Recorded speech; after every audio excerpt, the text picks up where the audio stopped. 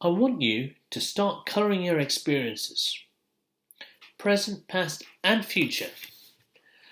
My name is Paul Chandy from Tri-T, coaching your child to succeed in school and enabling you to succeed in the school of life.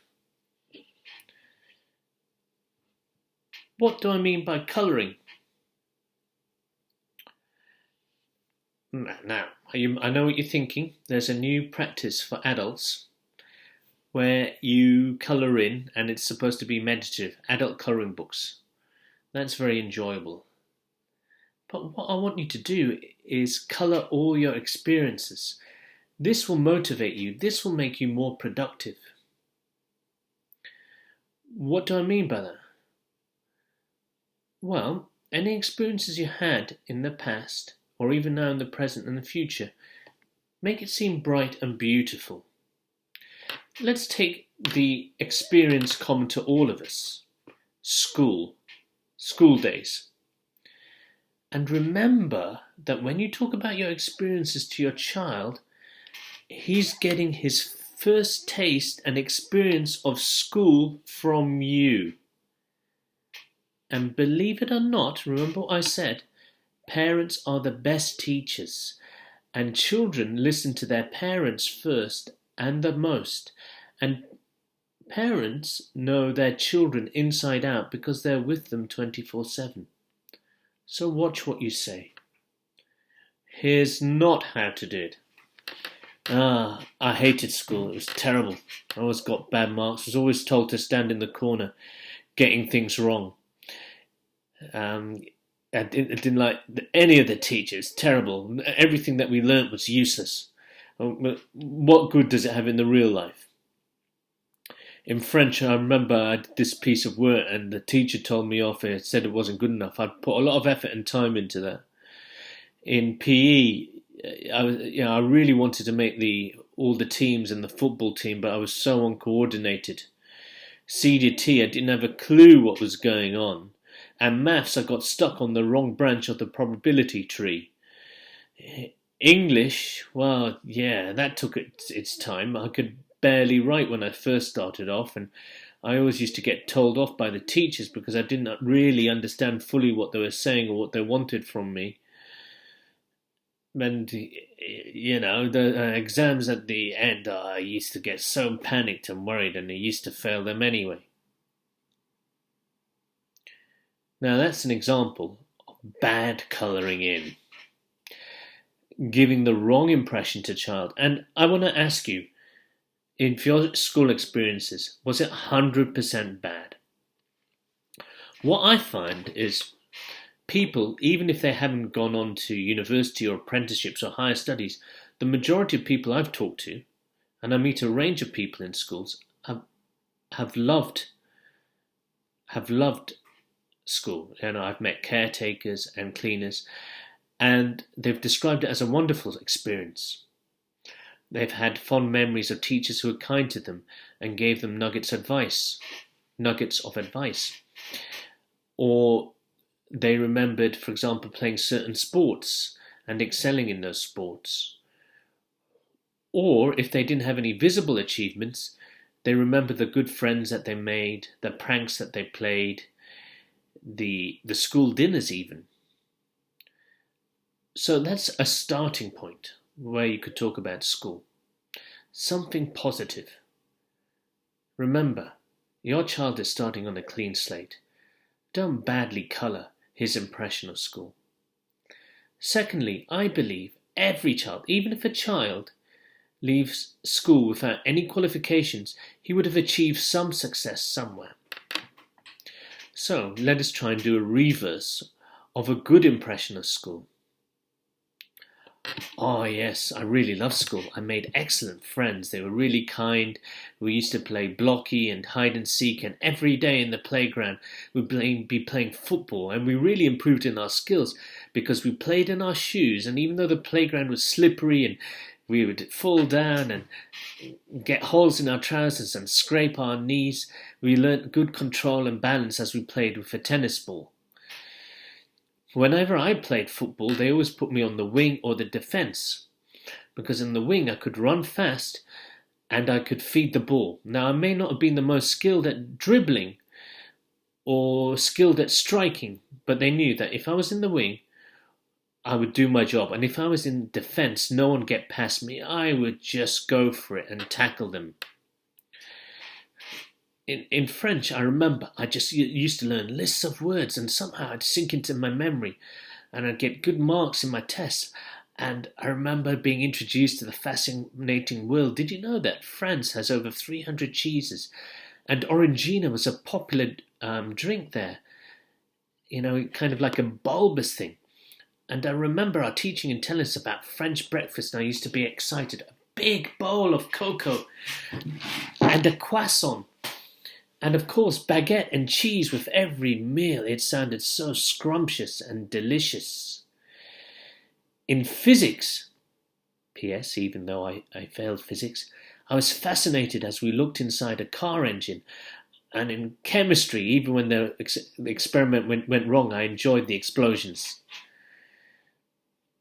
Maths was tricky, but eventually, with persistence and perseverance, I got it the third time, which enabled me to do a languages and business degree. Oh, what memories. And then, for example, going out and just being free, and the school dinners, they were excellent. Sometimes we'd have good roast meals, and who could forget the Christmas dinner and the Christmas pudding, which always had a coin in it, which I actually found quite disgusting. But never mind. Now, English, it took me some time to get going, but once I learnt loads of spelling, and once I started reading, it was real fun. I could express myself on stage, in the classroom. Actually, I got up to a little bit of mischief, but I always made sure that I was serious for the exams, and I was always thankful to my teachers.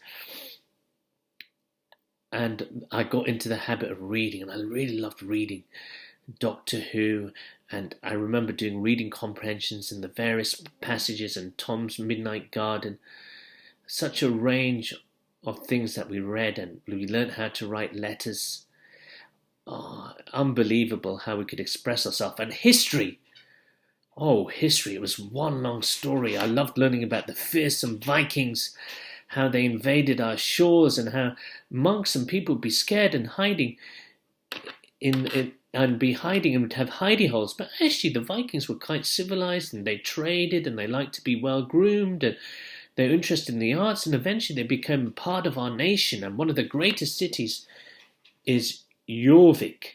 And geography, I never realized that the world was so big, and this was where I learned a bit more about India as well.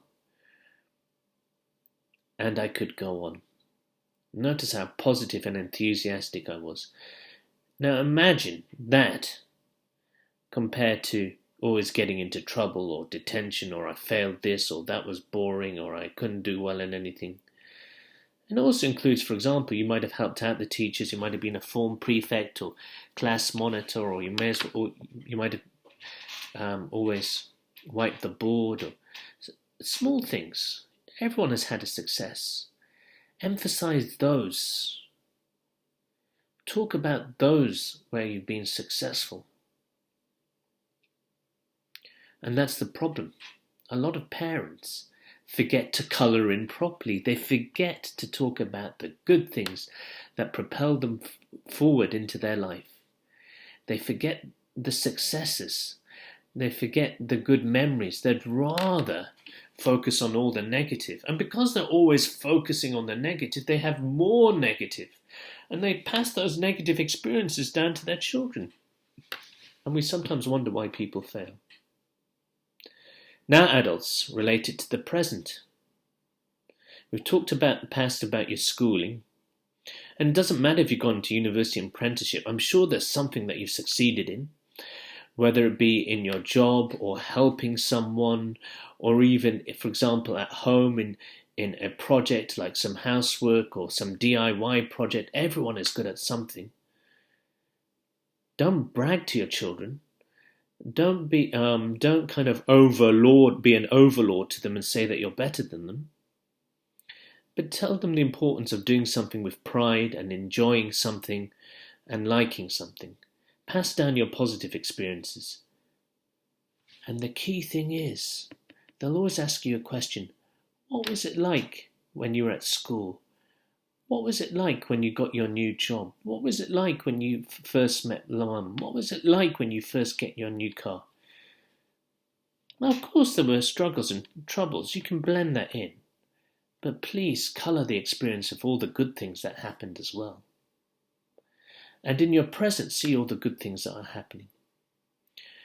You have a wife, you have a family, maybe there's a particular challenge at work that you're overcoming, a new skill that you're learning, an exam that you're working towards, a DIY project that you're working on, an investment that you're making, or even just learning how to save, a course that you're doing like right now, and enjoying YouTube videos that you're listening to so that you can grow and develop.